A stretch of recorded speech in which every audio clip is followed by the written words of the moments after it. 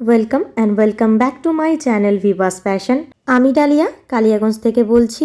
কাছে ও দূরে যে যেখান থেকে আমার ভিডিওটি দেখছো তোমাদের সবাইকে অসংখ্য ধন্যবাদ আমার ভিডিওটি দেখার জন্য।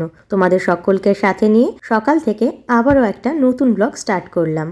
আজকের এই ব্লগটা কিন্তু 2রা বৈশাখের, মানে বৈশাখের 2 তারিখ। এই দিন সকালবেলা ঘুম থেকে উঠে আমি রোজকারের মতো হাঁড়িতে জল ফুটতে দিয়ে চালগুলো ধুতে নিয়েছিলাম।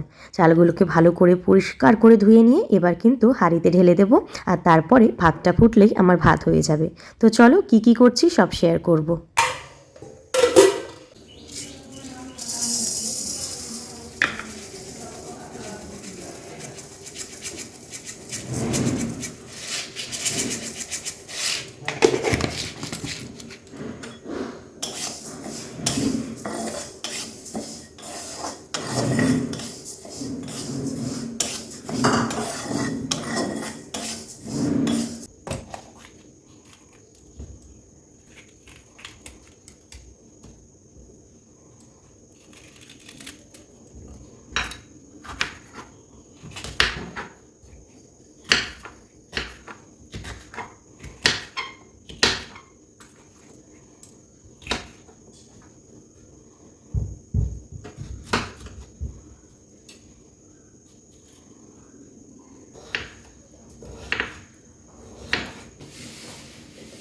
প্রথমে কিন্তু আমি কড়াইয়ের মধ্যে মুগ ডালটাকে সুন্দর করে ভেজে নিয়েছি, আর এই ভাজা মুগ ডালটাকে এখন পরিষ্কার করে ধুয়ে নেব।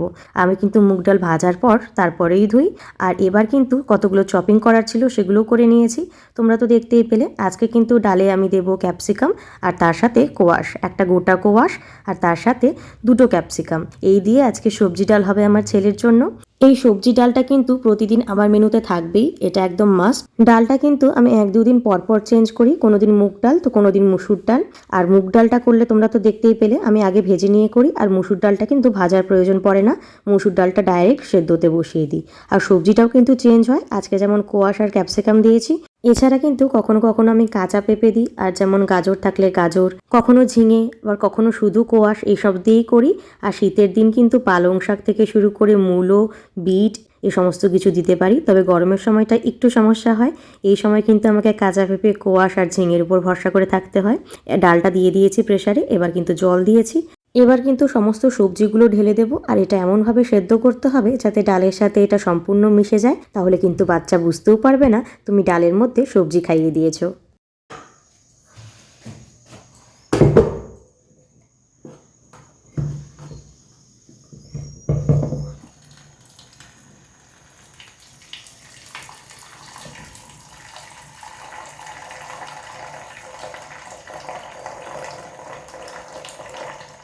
ডালটা প্রেসারে বসিয়ে দিয়ে আমার ভাতটাও কিন্তু নামিয়ে নিলাম, ওটা ফ্যান ঝেড়ে নিয়েছি। এবার কিন্তু আমার কর্তামশাইয়ের জন্য গরম জল রেডি করতে হবে। তোমরা তো অনেকেই জানো যারা রেগুলার আমার ব্লগ ফলো করো, আমি কিন্তু প্রতিদিন সকালে উষ্ণ গরম জলের মধ্যে একটা গোটা লেবু চেপে দিই আমার বরকে। ও কিন্তু এটা রোজ খায়, আর আমি শুধুমাত্র গরম জল, মানে উষ্ণ গরম জলটাই খাই। এবার কড়াতে তেল দিয়ে সবজি বসাবো।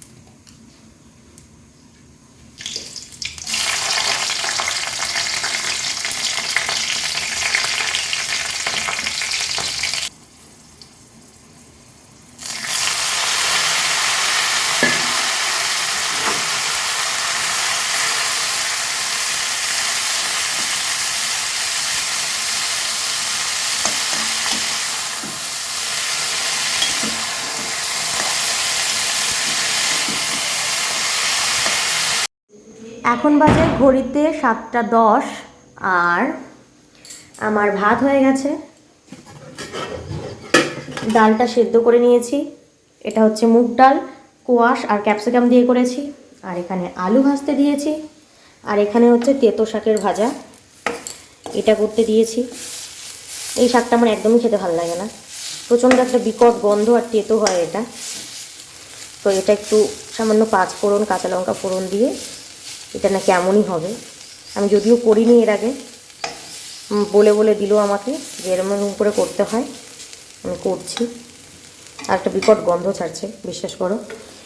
আর এই যে এখানে আলু ভাজা। আর ভিয়ান কিন্তু আজকে সকাল সকাল উঠে গেছে, কালকে রাতে একটু তাড়াতাড়ি ঘুমিয়েছে। আর সবাইকে দাঁড়াও, তোমাদের সবাইকে জানাই শুভ নববর্ষ, নতুন বছরের অনেক অনেক শুভেচ্ছা। আর নববর্ষে এটা আমার ফার্স্ট ব্লগ।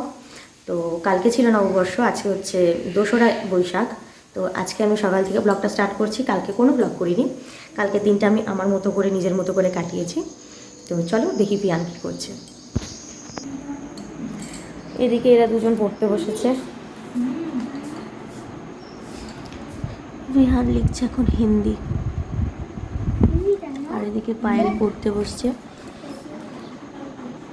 দুজনে গল্প করবে, পাশাপাশি পড়বে। আজকে 7টার সময় উঠে গেছে, ওর ব্রাশ করানো হয়ে গেছে।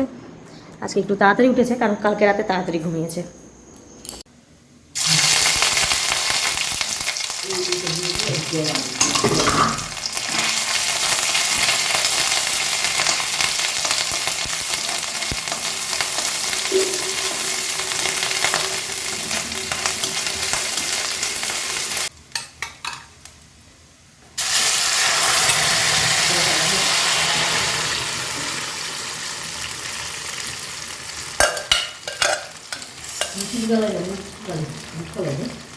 আজকে যেহেতু নিরামিষ, তাই ডালটা কিন্তু সম্পূর্ণ নিরামিষ পদ্ধতিতে করছি। সবার প্রথমে সামান্য একটু জিরে ফোড়ন দিয়ে তার মধ্যে আদা বাটা দিয়ে দিয়েছি।